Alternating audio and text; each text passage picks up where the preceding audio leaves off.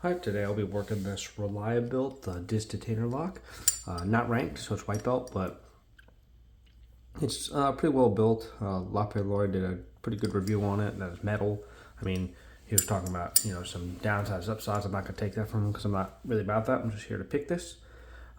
It is something good to learn on. It's not cheap. I mean, you probably could get a cheaper one that has actually belt rating. But one of the things, here's where you turn this. If you go all the way in, it doesn't work. You have to come just a little bit out, and then you're able to turn it. Those last ones are just part of the keyway. You can see here how it kind of moves into this location here. So I'm not sure why it's built that way, but it is. So just pull it out a little bit before you turn it. All right, this is front of key. So sorry, front tensioning. All right, so we'll start working on disc 1 I'm tensioning on, working on disc 2, there's disc 2, binding, keeping it relatively light tension, a little bit of core rotation, so that's disc 2, disc 3 made a little click, disc 4, free spinning, disc 5, binding, and we're open. All right, so to not waste your time, I've already, obviously I haven't really fit the picking, but when this, the nice thing about this is you're never taking apart disc hand lock. Right here, when you pull this out, inside of there, let me grab my tweezers, is this little guy here, right? A grub screw, and you can actually take out what's securing this. So I already took it out, so we don't have to sit there because there's actually a lot of rotations and I got to get it to fall out this little hole. It's a whole pain in the butt. I just want to show you the inside of it. So we'll open this up. And again, I don't have a screwdriver, and that's kind of that size. I actually used my the back end of my tweezers. All right. So there it is, and as you can see, when you put the grub screw in there, it grabs on that. You can't possibly open it. And it's pretty heavy duty. Look how deep that threading is. So not like other locks where you probably could put a screwdriver and pop it open. It's pretty heavy duty. Just not hard to pick, but I mean, how many people have this pick? You can't bump it open, so not really not a bad lock if you're gonna lock something up. If I was gonna lock something up, I would choose this over probably like a Marshall lock. I feel like you could bump that open easier. This is just, a little heavy duty. You're just gonna have a hard time finding something that could fit this large shackle in. So what I wanted to show you, as you can see on the inside, and if you look right here, that is when you turn it, is what you're trying to slide in here, because you want the entire sleeve to rotate. So right now only the disc to rotate. So let's lock this back up. Okay. I want all these to fall out. So here it goes. So now you would be able to put this in, working on getting all the openings. And that fell out. Give me a second.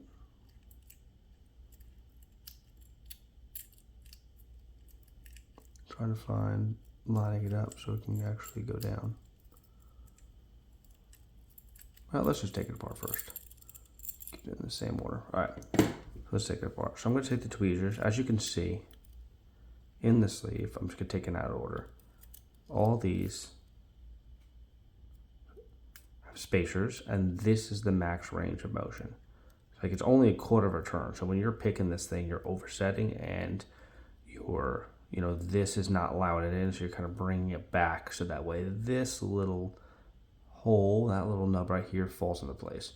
So a lot of times this is trying to come out because you're turning it. That little bar right down here is trying to come out, and you overset it, and as you're rotating back, all of a sudden it falls into place and gives you a little bit of movement. So let's take all these out. A little hair on the stand. So I'm just going to take out every single one of those spacers. If you notice, the spacer ones are held in place because it takes up the entire range of motion. So if you've never taken apart a disc detainer, this is a good one to start off. Now, if you accidentally let this thing fall apart, that is going to be a pain in the butt to put that back together to figure out what's what. All right, so can you do it? Of course you can. And I'll show you that in a second. Gotta hope that doesn't happen to you. So the sleeve is starting to come up. Let's not let that happen.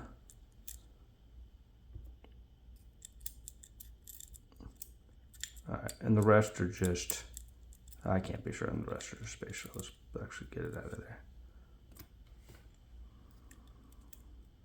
Nope, they weren't. This actually is one. Now you have a spacer.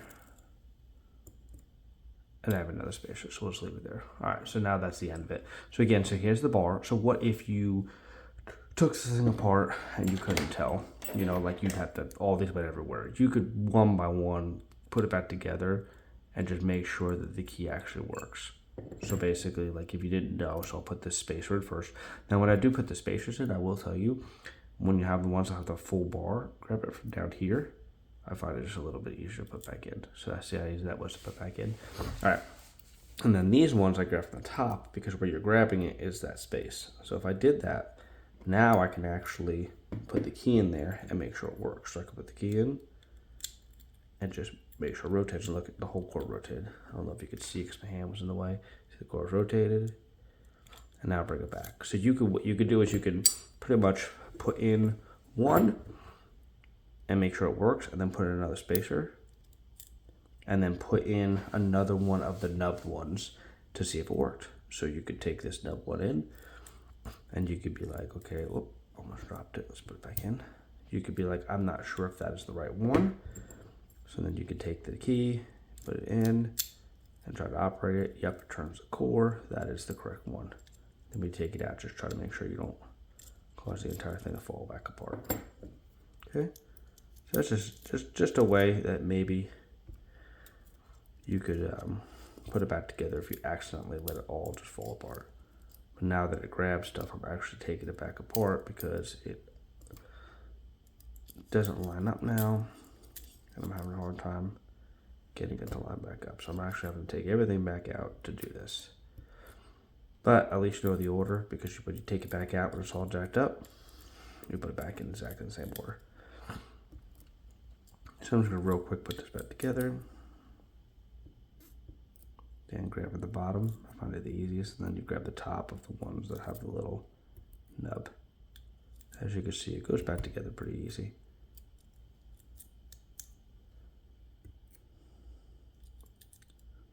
But it is finicky, so if you accidentally disorganize these, that's a lot you got to put back together. And then if you get, you see how you have that big opening, you'll have ones with little tiny cuts. So technically, if I really wanted to, I could take a, Dremel and make tiny little false gates of these. If I really wanted to, I could cut just a little bit here, and I could actually make this a much harder distentator lock if I wanted to. So that's a plus too, and it wouldn't take much. So if you ever wanted to upgrade this, really wouldn't cost a lot of money and wouldn't be hard to do. All right, so they're all back in. I like to, just in case, just make sure the key works, which hopefully won't be difficult to take back out, but I'm glutton for punishment.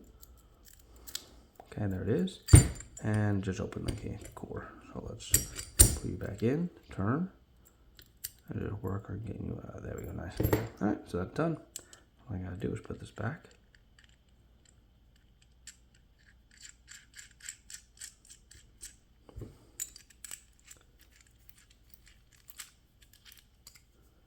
It's about as close as I can get it. Good position. And now, I'm not going to waste your time on that, but it works. And again, even if I mess it up, I could just take this key out. Like if it did a lock, I could take the key out and just re-unscrew it. It's only permanent once you get that, once you get this back in. So really, you can't mess it up because you'll never be able to unlock it and take out and actually replace the grub screw with it in the wrong direction. Like you're never going to be able to get this open. All right, so that's it.